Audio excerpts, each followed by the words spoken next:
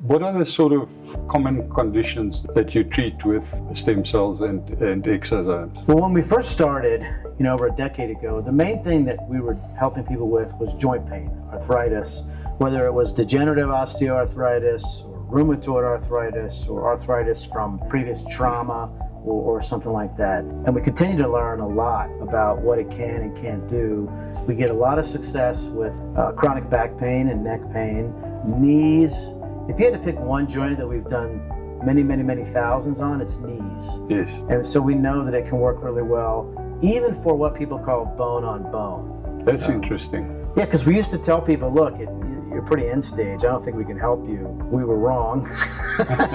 So we can.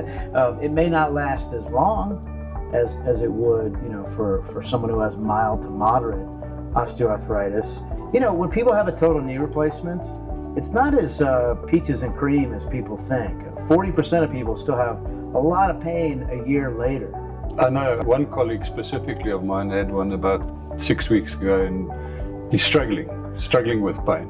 Yeah, and the pain a lot of times doesn't go away. It's an infection or malpositioning of the implants. Maybe they're oversized, or maybe we just don't know why. And that's really frustrating for patients when they've had what looks like a textbook, sweet-looking total knee, and here they are a couple years out, and it still hurts. Can you do anything with stem cells for those patients? Yeah, you can, absolutely. So, you sit there and think, well, the joint's gone. Yeah. It's plastic and metal, and the pain's coming from somewhere.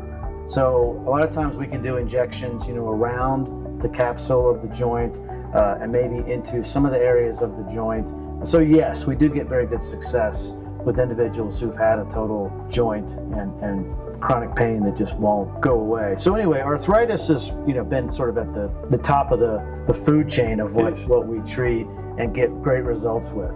Then as you go down the list, diabetes and diabetes-related complications, super common. What commonly do you see happens to a patient, for instance, that's got diabetes and that's either on type 1 or type 2 diabetic? What are the outcomes? Coming from what is now the fattest country in the world, the United States, I didn't think that diabetes was that common in other countries.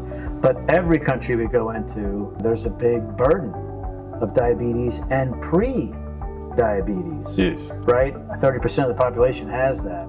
So when you let's talk about type 2 diabetes for the moment. That's the type you have to earn, right? Yes. You kind of develop it as you age. But as more and more of the world sort of leans into this processed and ultra-processed types of foods and higher amounts of sugar intake, we are starting to see a lot of complications of diabetes, such as neuropathy that can lead to balance problems, a lot of pain in the legs and hands. And then you start talking about increased incidence of strokes and retinopathy in the eyes, cardiac disease, absolutely.